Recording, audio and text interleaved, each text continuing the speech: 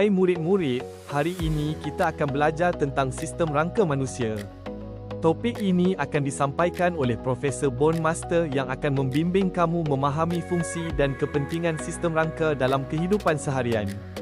Profesor akan menerangkan apakah itu sistem rangka, peranan tulang dalam menyokong tubuh badan, serta bagaimana rangka membantu kita bergerak dan melindungi organ penting seperti otak dan jantung.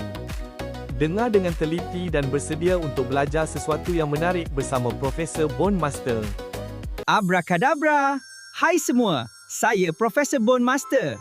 Jom kita belajar tentang sistem rangka manusia.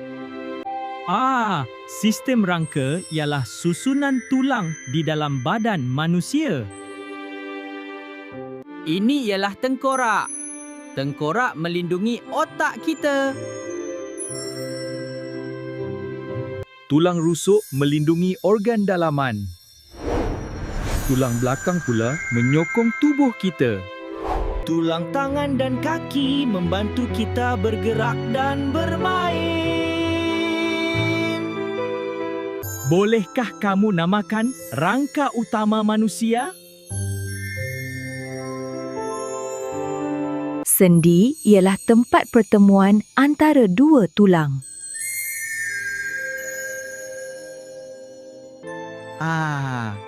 Sendi leher membolehkan kita memusingkan kepala.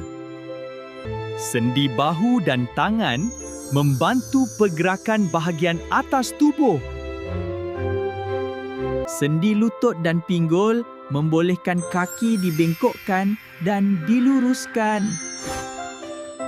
Sistem rangka penting untuk sokongan, pergerakan dan perlindungan.